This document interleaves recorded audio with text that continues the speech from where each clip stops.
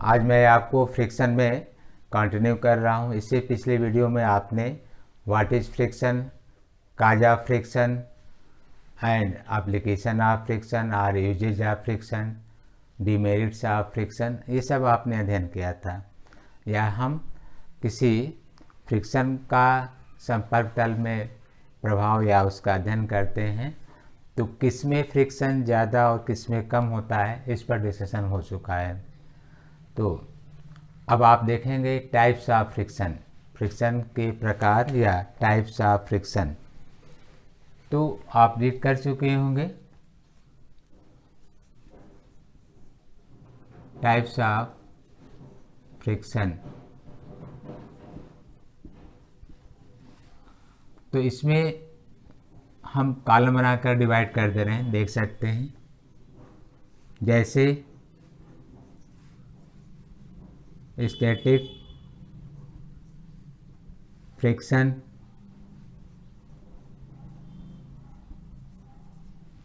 Second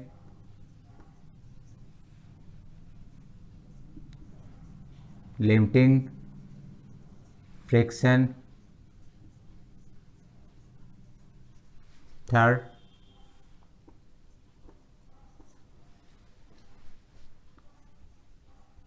kinetic friction,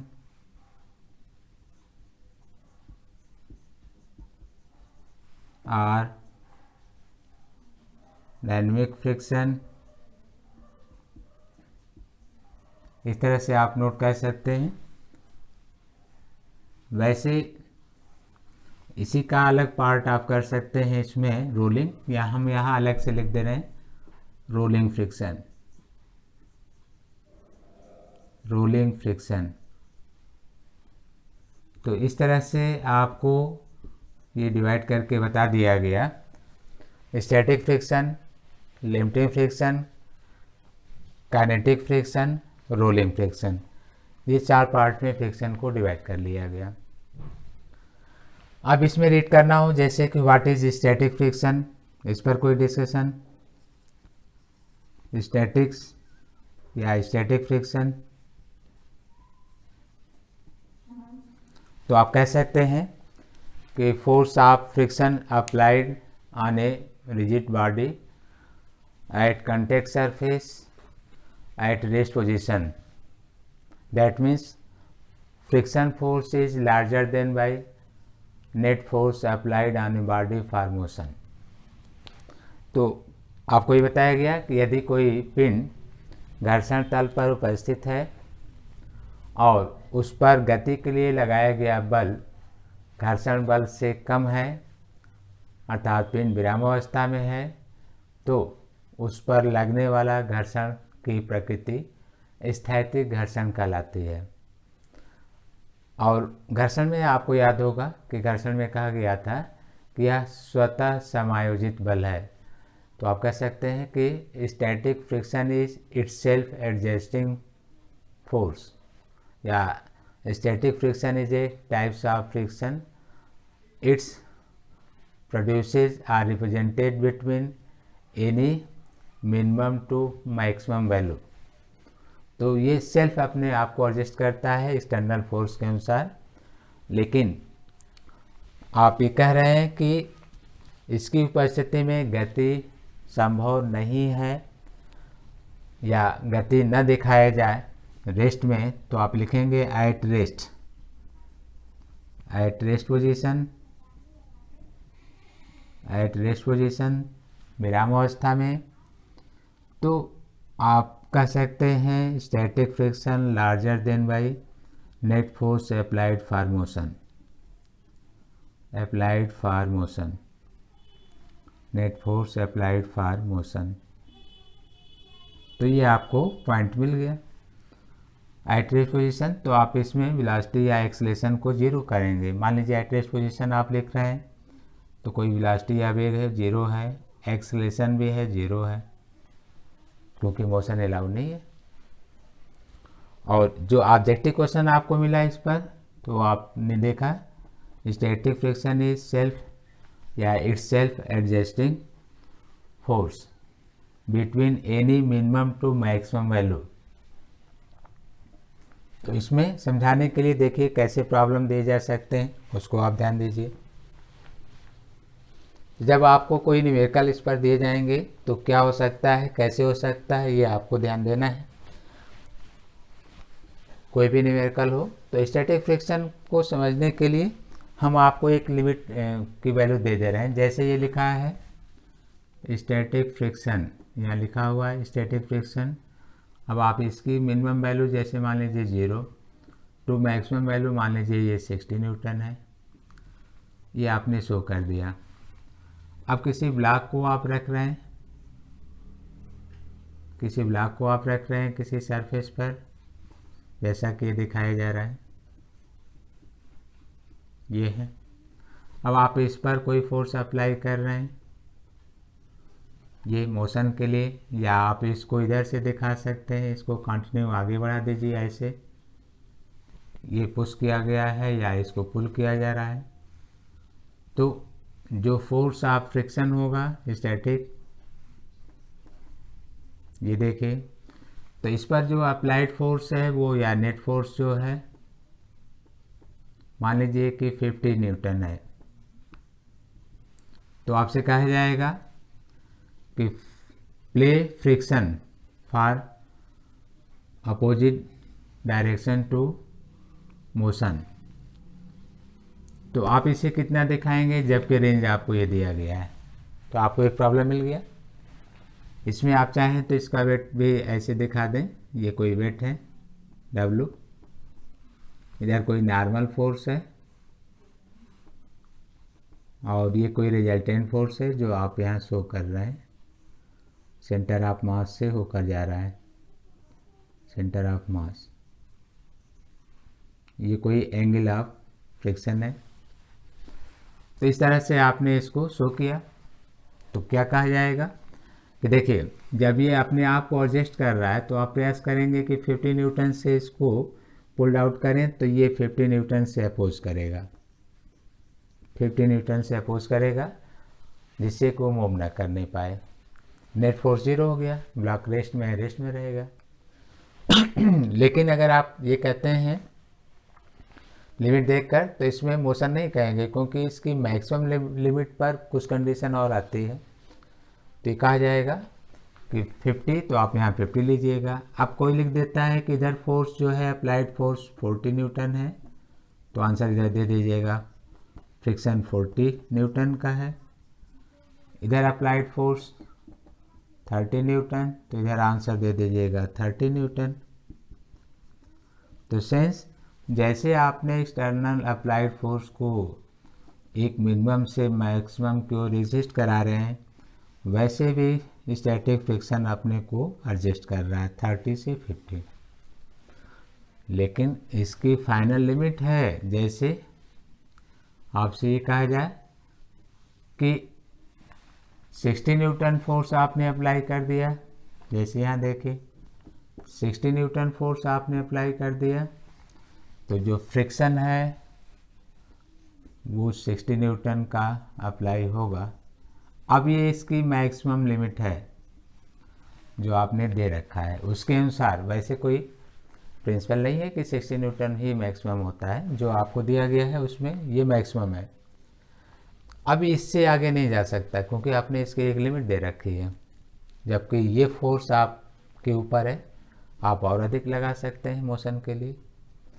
तो जब ये लिमिट में हो, इसके इक्वल हो, तो ये कहा जाता है कि जो फ्रिक्शन फोर्स है स्टैटिक फ्रिक्शन की मैक्सिमम वैल्यू वहीं रिपीट किया जाता है, लिमिटिंग फ्रिक्शन, लिमिटिंग फ्रिक्शन ऐसे रिपीट कर दिया जाता है।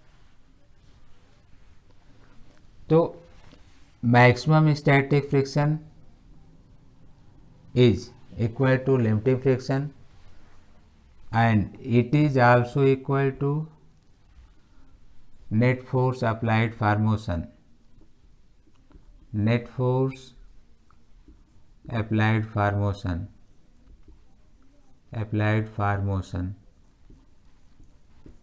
तो इस तरह से आपने देखा कि जो लिमिटिंग फ्रिक्शन है उस पर लगने वाले नेट या परिणामी बल के बराबर है।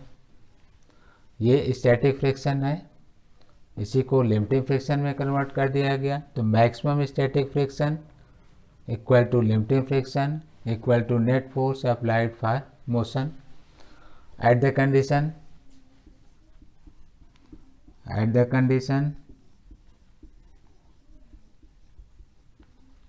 block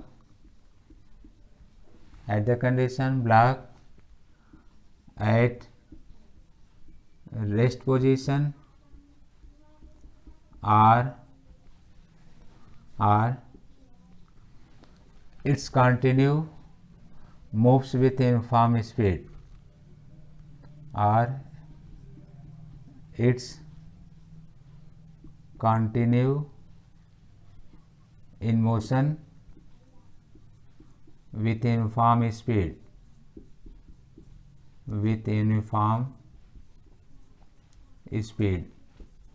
तो ये आपने देखा, आपको ये पॉइंट मिल गया। तो ब्लॉक या तो रेस्ट में होगा या यूनिफॉर्म स्पीड से या यूनिफॉर्म वेलोसिटी से मूव करता है और अपने डायरेक्शन को मेंटेन रखता है। तो ये आप पॉइंट ले सकते हैं। तो स्टैटिक फ्रिक्शन में आपको ये क्लियर हो गया कि यह स्वतः समायोजित बल है, क्योंकि जैसे जैसे आप ये फोर्स को वेरिएबल कर रहे हैं, फ्रिक्शन भी अपने आप को वेरिएबल कर रहा था। तो ये पॉइंट आपको मिला, यहाँ से हम इसको रब कर रहे हैं। लेकिन इसी में आपको दूसरा पॉइंट भी मिल गया, सीमांत घर्षण या लिमिटिंग फ्रिक्शन। सीमांत घर्षण या लिमिटिंग फ्रिक्शन, ये आपको पॉइंट मिला। तो क्या कहा जा सकता है कि सीमांत घर्षण क्या है? तो घर्षण बल की अधिकतम सीमा, घर्षण बल की अधिकतम सीमा जिस पर कोई ब्लॉक या तो रफ सरफेस पर रेस्ट में रहता है या कंटिन्यू यूनिफॉर्म स्पीड या वेलोसिटी से अपने डायरेक्शन को मेंटेन करता है। तो हम मान लेते हैं कि वो कंटिन्यू मोशन में है और ये आपने लिखा है F S max equal to F limiting equal to net force for motion, ये आपको पॉइंट मिल गया। तो इसमें आपने पढ़ा है कि अगर ये आपने प्लेन सरफेस लिया है तो एन एम जी को या एन डब्लू को आप मान लीजिए यहाँ पर एम जी है, तो यहाँ पे लिखा जाएगा according to definition of friction. तो आप इसको म्यू एन ले लीजिए, और अगर ये शो करना हो कि स्टैटिक्स में है तो इसको यस लिख दीजिए। Coefficient of friction in static position N normal है और ये लिमिटिंग फ्रिक्शन भी है। नेट फोर्स में आप न्यूटन्स पढ़े हैं एम इंटू ए इनर्शियल फ्रेम के लिए। और अगर ब्लॉक हॉरिजॉन्टल रफ सरफेस पर है तो यहाँ पर लिखते हैं आप फॉर हॉरिजॉन्टल रफ सरफेस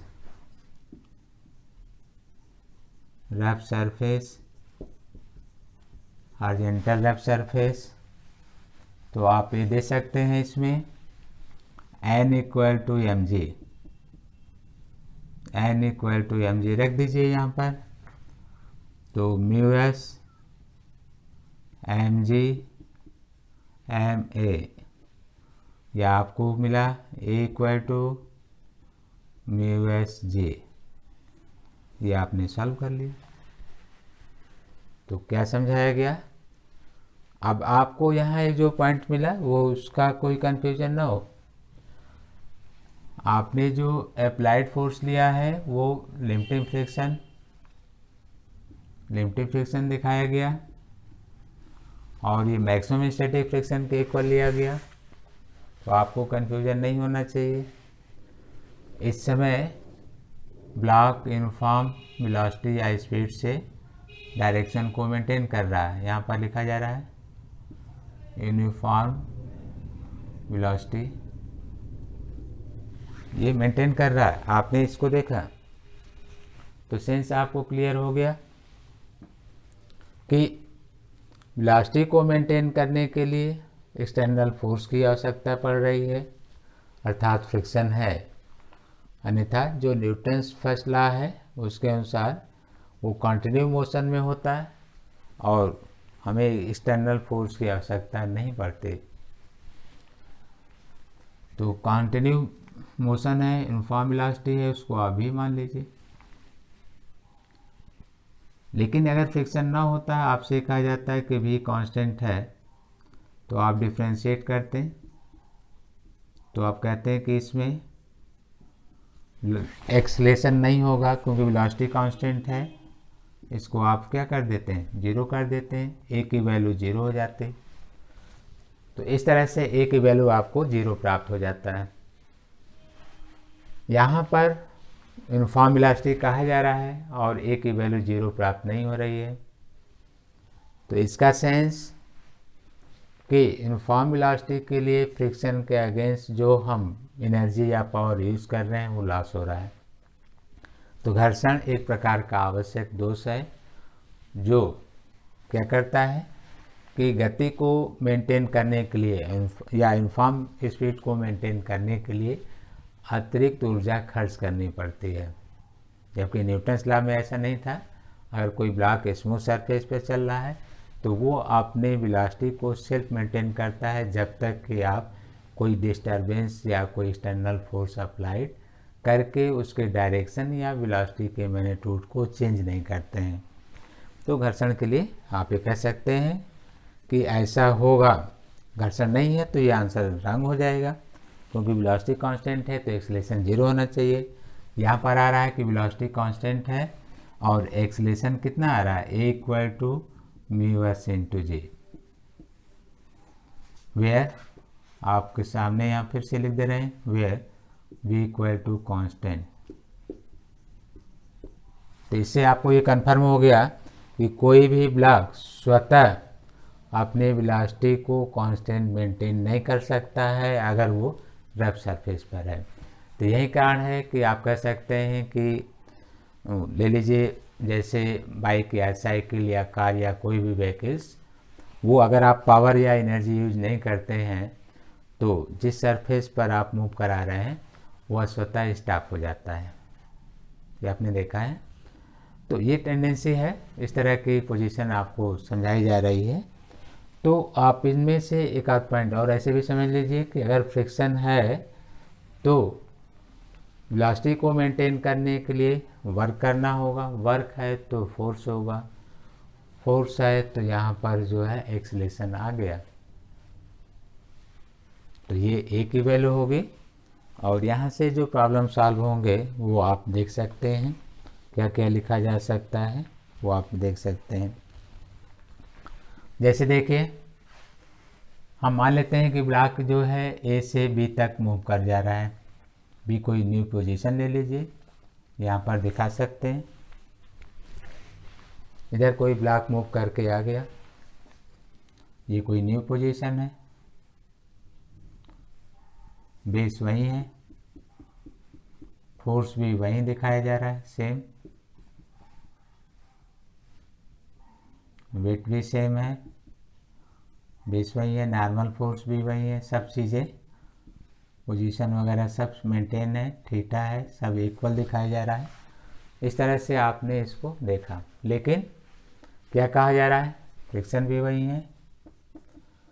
तो जो डिस्प्लेसमेंट हुआ है ए से बी तक वो कोई आपको नाम दे दिया जाए, जैसे एस मान लीजिए डिस्प्लेसमेंट है from A to B against friction by applied external force with uniform speed या वेलोसिटी। तो आपको लीनियर इक्वेशन अप्लाई करने के लिए अलाउ कर दिया जाता है क्योंकि ए की वैल्यू आप फिक्स ले रखे हैं। तो लीनियर इक्वेशन में आप पढ़े हैं v square equal to A square plus 2as। ये देखिए अगर सेल्फ रिटार्डेशन है, पावर एक्सटर्नल हटा दीजिए तो माइनस लगा देंगे, तो यहाँ पर रिटार्डेशन तो यहाँ माइनस लिख देंगे। रेस्ट से स्टार्ट होगा तो u को 0 कर देंगे। तो आपसे ये कहा जाए कि वो रेस्ट से स्टार्ट हुआ है तो ये को आप 0 कर दीजिएगा, फाइनल कोई वेलोसिटी आ जाएगी। इनिशियल वेलोसिटी है तो आप पूरा लिखिएगा। या हम कह रहे हैं कि एक्सटर्नल फोर्स अप्लाई करना बंद कर दें। हमने एफ फोर्स अप्लाई किया, इसके बाद स्टॉप कर दें तो फ्रिक्शन के कारण लगातार रिटार्डेशन लेगा और कोई डिस्टेंस कवर करने के बाद वो रेस्ट में होगा। तो इन सभी केसेस में हम ए को म्यू इंटू जी लिखेंगे और जो कहता है वो रख कर सॉल्व कर लेते हैं। तो हम मान ले रहे हैं कि ब्लॉक जो है जिसकी इनिशियल वेलोसिटी यू है गिवन है, जैसे मान लीजिए 20 मीटर पर सेकेंड है, और by retarding force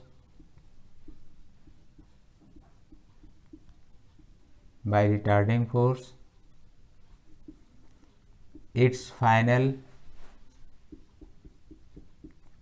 velocity becomes zero। तो इसकी फाइनल वेलोसिटी 0 हो जा रही है, तो आप यहाँ 0 कर दीजिए और फ्रिक्शन कोएफिशिएंट गिवन डेट मान लीजिए 0.5 है, तो और जी को आप मान लीजिए 10 दे रहे हैं, जी इक्वल टू 10। तो आपसे कहा जा रहा है distance covered by the particle when it's finally becomes eight rest position. तो आप ये बताइए कि वो डिस्टेंस कितना होगा जब ब्लॉक अंत में विराम अवस्था में होगा, कितना दूरी तय करता है जब ब्लॉक विराम अवस्था में होगा। तो पूरा क्वेश्चन एक बार हिंदी में भी सुन लीजिए कि एक कोई पार्टिकल है किसी नियत वेग या चाल से घर्षण तल पर स्वतः गतिमान है और उसके का प्रारंभिक वेग किसी समय 20 मीटर पर सेकेंड है, लेकिन घर्षण के प्रभाव से वह विराम अवस्था में आ जाता है। तो बताइए विराम अवस्था में आने से पहले वह कितना दूरी तय करता है। तो आपने देखा कितना दूरी तय करता है, तो आपको ये बता दिया गया कि ये वेलोसिटी आप 0 कर दीजिए फाइनल, क्योंकि रेस्ट में आ रहा है। इनिशियल आपको दिया जा रहा है 20 का स्क्वायर करिए, माइनस लीजिए रिटार्डेशन की बात हो रही है, एक की जगह पर म्यू जी लिखिए, म्यू हमने 0.5 दिया है, जी 10 दिया है, ऐसा आपको डिफाइन करना था। तो इसमें से अगर हम आपको एक फॉर्मूला बना कर दे दें, कैसे देखिए, V square A square minus 2as, ध्यान दीजिएगा इसमें फाइनल वेलोसिटी 0 है तो इसको 0 कर दीजिए और यहाँ पर एक की जगह पर म्यू जी रख दीजिए। अब इसको ट्रांसफ़र करके एस का मान लिख लीजिए, ए स्क्वायर अपान 2 म्यू जी, ये सॉल्व हो गया, ए स्क्वायर अपान 2 म्यू जी सॉल्व हो गया। देख रहे हैं, तो वही यहाँ पर भी मान है जो आपने ऊपर लिखा है, देखा है, यहीं पर सॉल्व कर दे रहे हैं, देख सकते हैं। तो s equal to you square, तो यू की वैल्यू 20 है, वो स्क्वायर है 400, 2 म्यू 0.5 दिया गया, जी 10 है, आपने रखा, सॉल्व कर लिया। तो इस तरह से मान लीजिए कोई सलूशन आ गया, सॉल्व करके देख लीजिए, अगर 40 आ रहा है 40 लिख दीजिए, कुछ और आ रहा है कुछ और लिख लीजिए। तो आपने डिस्टेंस डिफाइन कर लिया। तो क्या ऑब्जेक्टिव मिला, बहुत अच्छा टॉपिक है, छोटे क्वेश्चंस के रूप में है, आपको डायरेक्ट याद करना है।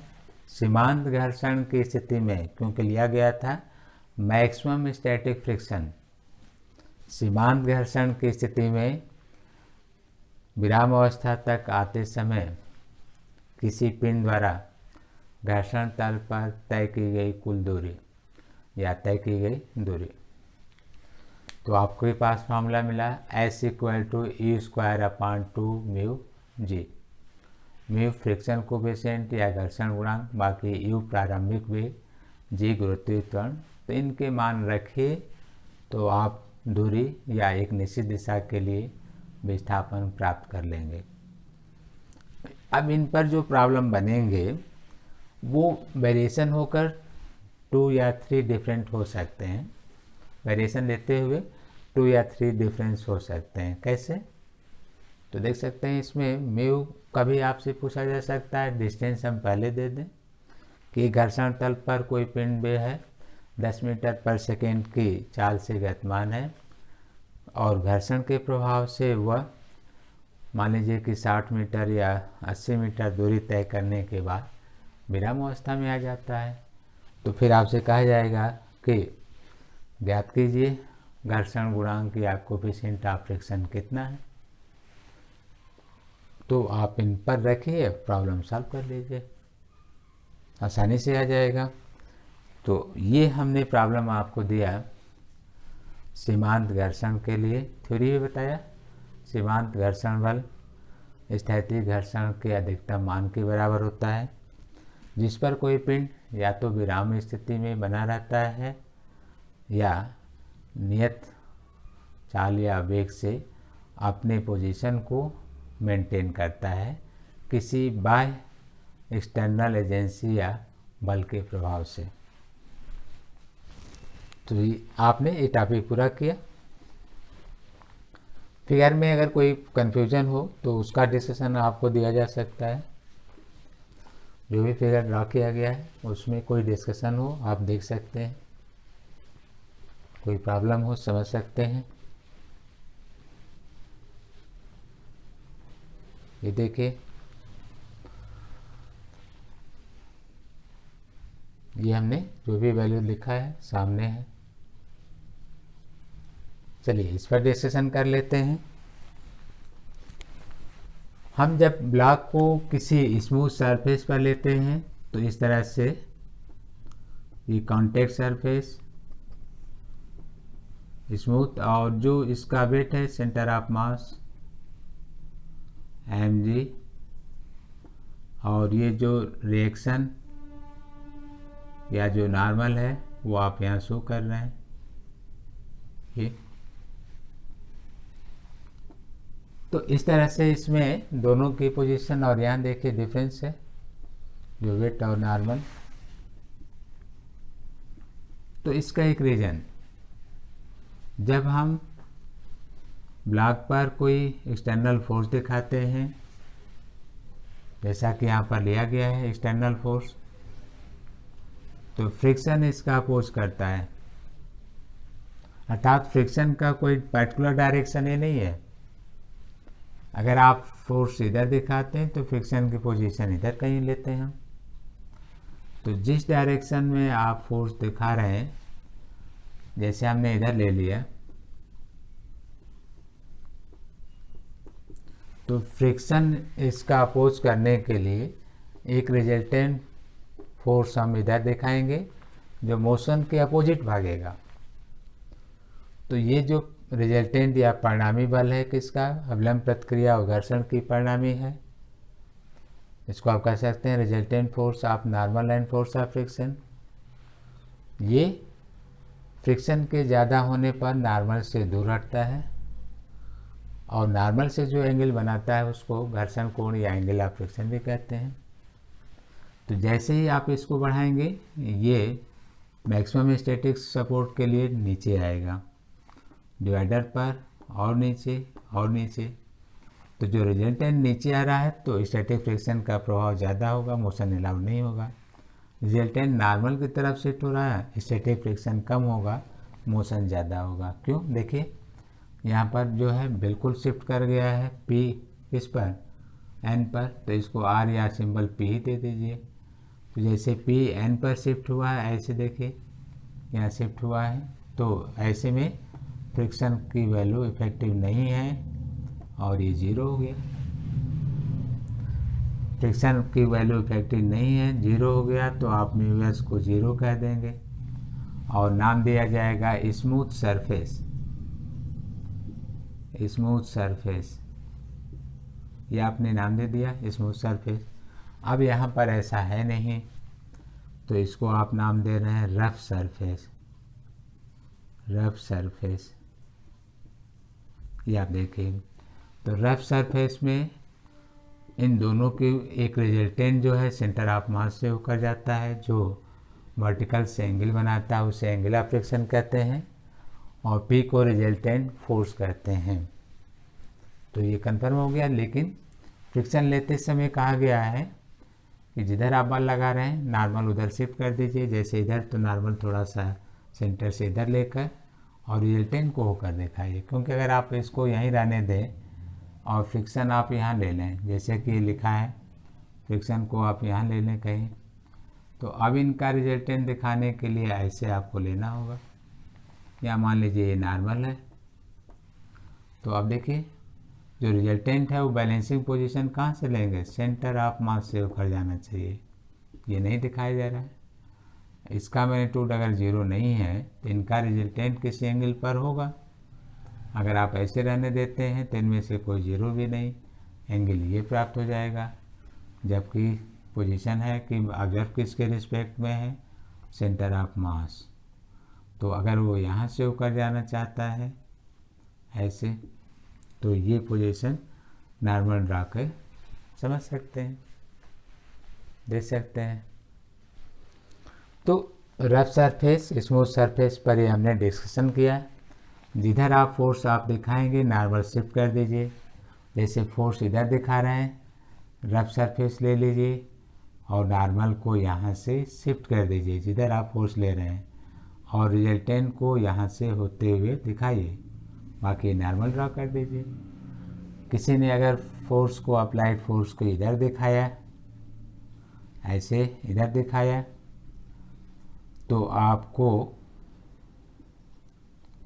नॉर्मल की पोजीशन जैसे देखिए जिधर फोर्स था वो पोजीशन ली जा रही है, ऐसे देख सकते हैं। तो नॉर्मल की पोजीशन आप कहाँ से दिखाएंगे, क्योंकि ये शिफ्ट कर रहा है राइट, आपने फोर्स राइट लिया था, ये लेफ्ट, तो आप यहाँ से लेफ्ट। चलिए देख लीजिए। ये मान लीजिए कि आपने नॉर्मल को यहाँ दिखा दिया ऐसे, ये तो अप्लाइड फोर्स इधर है तो फ्रिक्शन आप इधर दिखाएंगे। ये मान लीजिए आपने नॉर्मल ले लिया, तो अब इनका रिजल्टेंट यहाँ से आप दिखा देंगे, P रिजल्टेंट ये है, यहाँ से दिखा देंगे। तो जब आप वर्टिकल से कोई एंगुलर पोजीशन लेंगे, जैसे यहाँ थीटा है तो वैसे यहाँ वर्टिकल से दिखाया गया।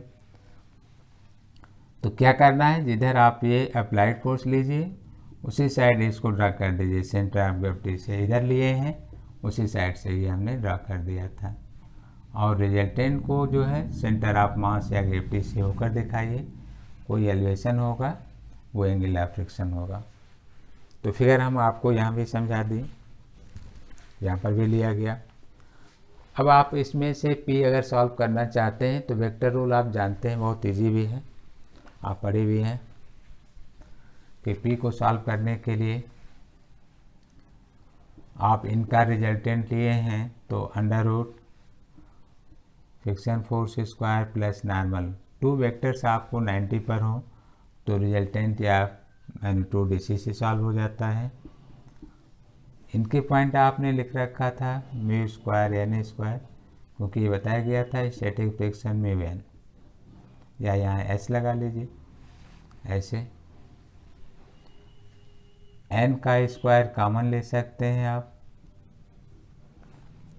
म्यू एस स्क्वायर प्लस 1, और एन स्क्वायर को आप बाहर ले आइए तो P equal to N mu square plus 1, ये इस तरह से है। तो P रिजल्टेंट फोर्स या आप कह सकते हैं परिणामी बल है किसका, नॉर्मल और घर्षण बल का। तो आपने इसको रखा, सॉल्व कर लिया, बहुत इजी था। एंगल ऑफ फ्रिक्शन आप निकालना चाहते हो तो भी आसान है, देख सकते हैं। ये एंगल आप अगर सॉल्व करना चाहते हैं ऐसे देखिए ये एंगल, तो इसका एक पोजीशन ड्रा कर दीजिए। स्टैटिक फ्रिक्शन ये देख लीजिए नॉर्मल तो आप tan ले सकते हैं, परपेंडिकुलर अपान बेस लंब बटे आधार, तो tan theta F s upon N, F s आप जानते हैं म्यू एस एन, कैंसिल कर दीजिए, tan theta equal to mu s, static friction coefficient. इनमें से किसी को भी मेजर करना हो, जैसे एंगल अगर मेजर करना हो, angle of friction tan inverse mu S, आप इनवर्स ले लीजिए, यहाँ से थीटा की वैल्यू आ गया। तो आज आपको हमने टाइप्स ऑफ फ्रिक्शन में 2 पार्ट आपको अलग अलग रीड कराया। जैसा कि अभी आपने देखा कि what is angle of friction, तो क्या बताया गया कि resultant of normal and static friction makes some angle with normal, then elevation और angle is known as angle of friction. ये पूरा किया गया, आपने मान निकाल लिया। तो angle of friction friction coefficient पर डिपेंड करता है, और friction coefficient nature of roughness पर डिपेंड करता है, या real contact of road and tyre, या वैकेज टायर्स एंड रोड, तो रियल कांटेक्ट पर डिपेंड करता है। आपको थ्योरेटिकल चीज़ें जो समझाई गई थी आपको याद होगा, एक्सट्रीमली स्मूथ आप कोई प्लेट ले लें, कोई होता नहीं है, लेकिन पूर्णतः या अत्यधिक चिकने तल पर अत्यधिक कोई चिकना ऑब्जेक्ट रख दिया जाता है, तो आप कह सकते हैं कि उनके बीच फ्रिक्शन का प्रभाव बढ़ जाता है, क्योंकि उसमें इंटर एटॉमिक या इंटर मॉलिक्यूलर अट्रैक्शन फोर्स का इफेक्ट ज़्यादा हो जाता है, ज़्यादा कांटेक्ट एरिया आ जाती है, एटम्स पास पास आ जाते हैं, उन पर संसंजक बल या जिसको आप कोहेसिव फोर्स कहते हैं वो मान बढ़ जाता है। तो इसमें फ्रिक्शन मैक्सिमम बताया गया, लेकिन लैंग्वेज क्या था वो आपको याद रखना है। Extremely smooth surface, then friction force between block and base is maximum, ये आपको ध्यान देना होगा। Friction force between block and base is maximum, लेकिन इन बिहेवियर चूँकि स्मूथ सरफेस पूर्णतः कोई होता नहीं है, तो आप जो है सीमेंट की रोड ले लीजिए, इसके ऊपर टायर्स ले लीजिए, इस तरह से जो मूव कर रहा हो, और ये ड्राई होना चाहिए, सूखा होना चाहिए, तो कह सकते हैं फ्रिक्शन इज मैक्सिमम। जैसे कंक्रीट मोटार या उनसे मिलकर कोई सीमेंटेड रोड बनी हो, उस पर अगर आप टायर को मूव कराते हैं तो फ्रिक्शन अच्छा सपोर्ट होता है या प्राप्त होता है। तो ये चीज़ें आपको हमने हेल्प कर दिया। तो टाइप्स ऑफ फ्रिक्शन में आपने limiting friction, kinetic friction, angular friction, और लास्ट जैसे इसमें अभी और भी है, जैसे डायनेमिक फ्रिक्शन की बात करें, डायनेमिक फ्रिक्शन तो आप कह सकते हैं कि जो डायनेमिक फ्रिक्शन है उस पर देखिए डायनेमिक फ्रिक्शन, तो जो डायनेमिक फ्रिक्शन की बात होती है तो कह सकते हैं थर्ड हम लिए हैं काइनेमेटिक या डायनेमिक फ्रिक्शन, काइनेमेटिक और डायनेमिक फ्रिक्शन। ये देखिए, तो इसमें आप कह सकते हैं कि जो अप्लाइड फोर्स है, applied force larger than by force of friction, तो इसमें ब्लॉक एक्सेलरेट करता है, then block is accelerated on rough surface,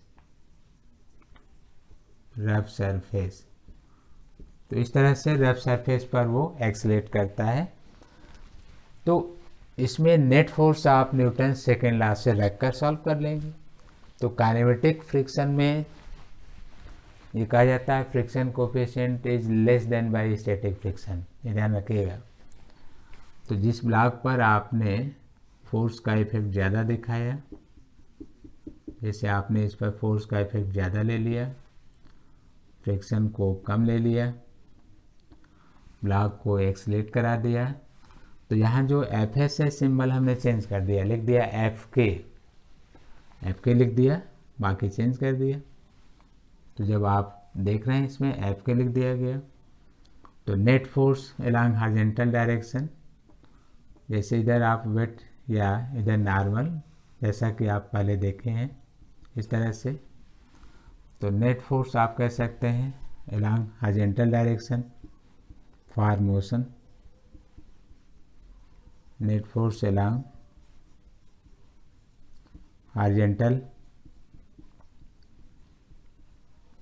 horizontal direction में, तो गति की दिशा में बल तो आप एफ मान लीजिए, अपोजिट डायरेक्शन में बल तो एफ के ले लीजिए, काइनेटिक है, पहले स्टैटिक्स कह रहे थे, इक्वल टू नेट फोर्स में मास इनटू एक्सेलेरेशन, ब्लॉक का मास एम मान लीजिए।